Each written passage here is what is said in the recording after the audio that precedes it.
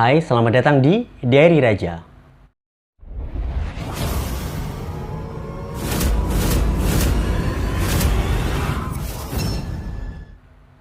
Hai, welcome back on my new video in my YouTube channel. Ketemu lagi sama aku, Anthony Raja. Nah, di video kali ini kita nggak akan bahas tentang Ferdian lagi. Ferdian sudah banyak sekali orang yang bahas dan Ferdian sudah ketangkep pula. Jadi ya sudahlah, kita kita pasrahkan semuanya kepada pihak yang berwajib. Kita sekarang dapat masalah baru, oke? Jadi ternyata saudara-saudara kita TKI yang kerja di luar negeri ternyata masih banyak sekali yang nggak mendapatkan haknya gitu.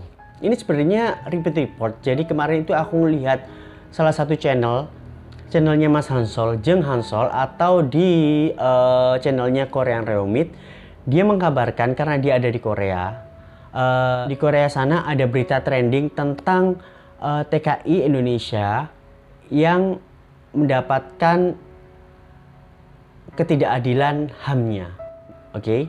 Jadi ceritanya seperti ini. Berita itu dirilis oleh MBC. Sorry, aku juga sama baca sedikit-sedikit karena aku takut nyampein ke teman-teman ya. Jadi berita itu dirilis oleh MBC ya.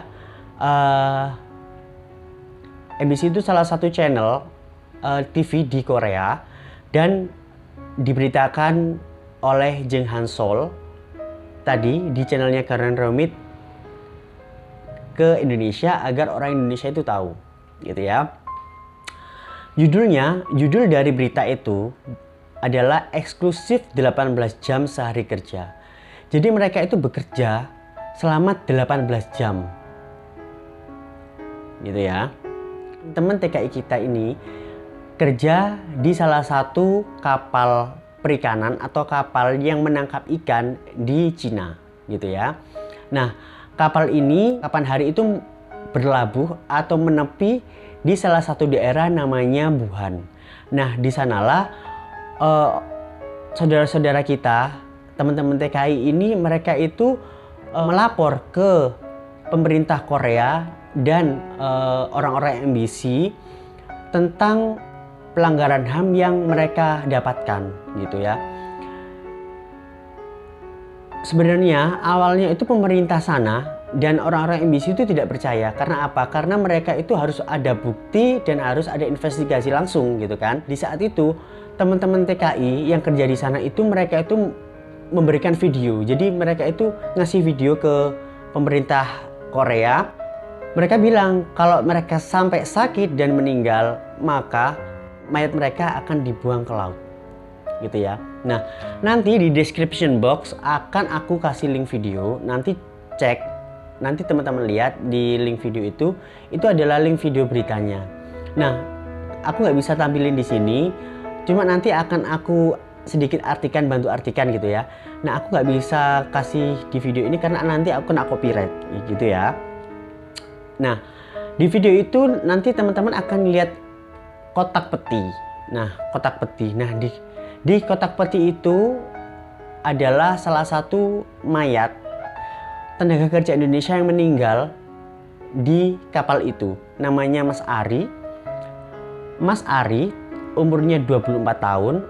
Nah, Mas Ari ini sudah bekerja di kapal itu sudah lebih dari 1 tahun. Di video itu juga bisa teman-teman lihat mereka lagi melakukan upacara kematian atau istilahnya dibuang.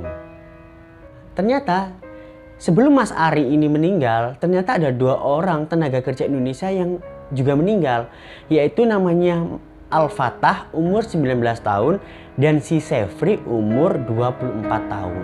Jadi udah ada 3 korban yang meninggal di kapal itu orang Indonesia, ya.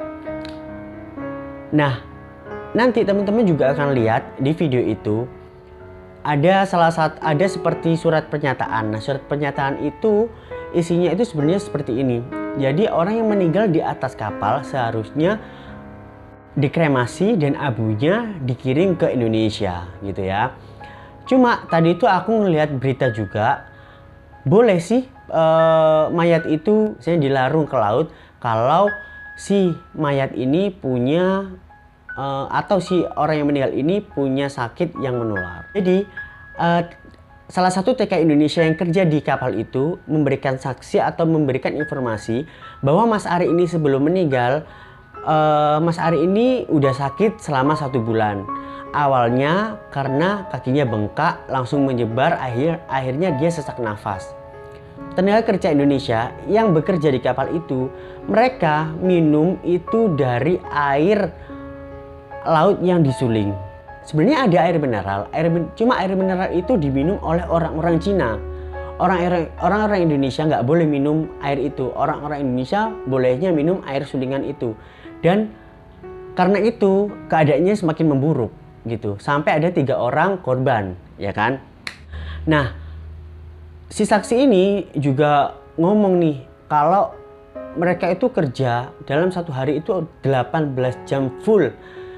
Nah, kalau 24 jam, 18 jamnya full, berarti ada sisa 6 jam. Lah, 6 jam inilah yang mereka buat untuk makan, tidur, dan kegiatan lainnya. Bisa teman-teman bayangin, kita aja yang seperti ini ya, yang kerjanya nggak begitu berat, sehari tidur 6-8 jam. Kadang kita tidur 8 jam aja kurang. Gimana mereka?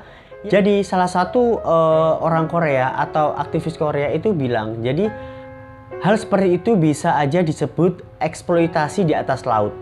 Jadi mereka itu kayak disekap di atas laut gitu kan. Jadi mereka kan nggak bisa kemana-mana.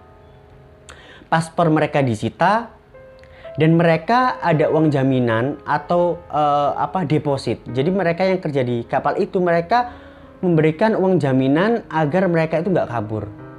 Terus bisa teman-teman bayangin, mau gimana kita? Mau pulang ke Indonesia nggak bisa, mau kemana-mana nggak bisa. Yang kita lihat cuma laut.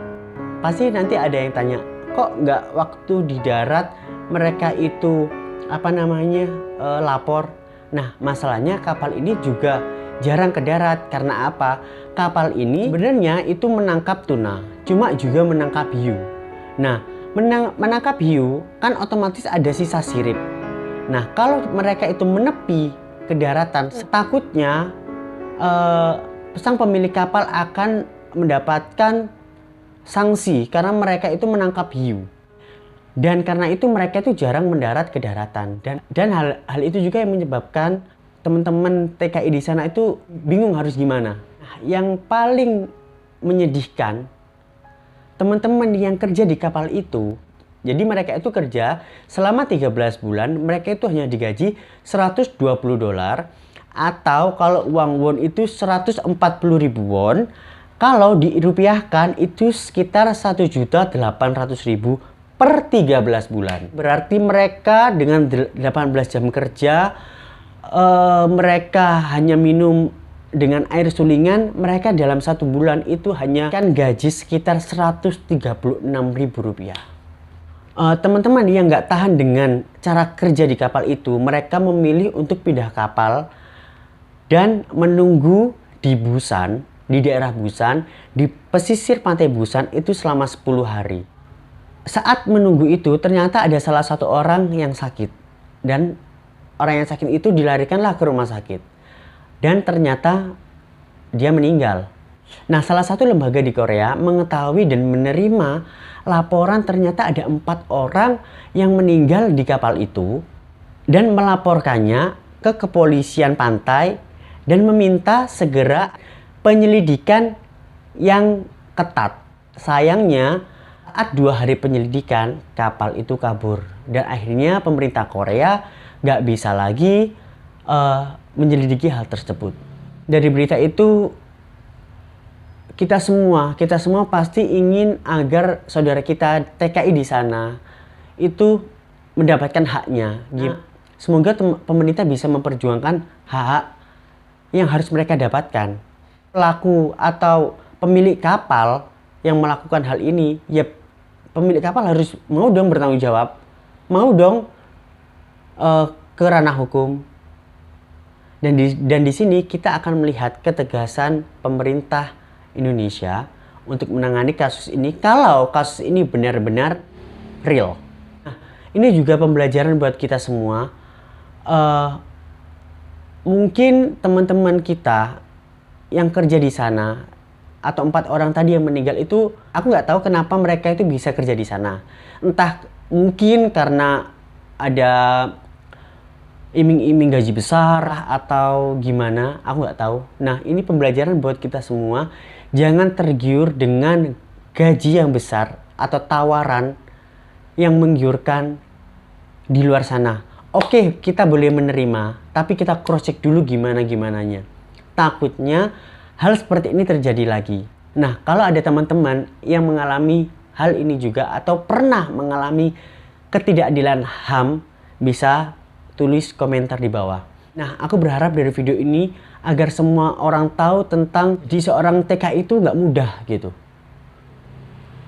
Jadi pejuang TKI itu nggak mudah. Jadi kalau ingin jadi TKI, berpikir dulu resikonya gimana, resiko terburuk gimana, apa yang harus dilakukan kalau ada teman-teman yang mau jadi TKI.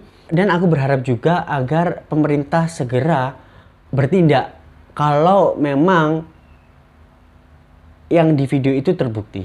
Cukup sekian dari video ini, semoga ada yang bisa diambil dari video ini. Nanti kalau ada info terbaru nanti aku update. Dan kalau ada kesalahan dalam video ini, saya memohon maaf yang sebesar-besarnya. Semoga ini menjadi pembelajaran buat kita semua. Aku tutup, selamat siang. Dan jangan lupa tulis di hari kalian agar kalian tahu dan kalian ingat setiap titik hidup yang ada di diri kalian. Dah.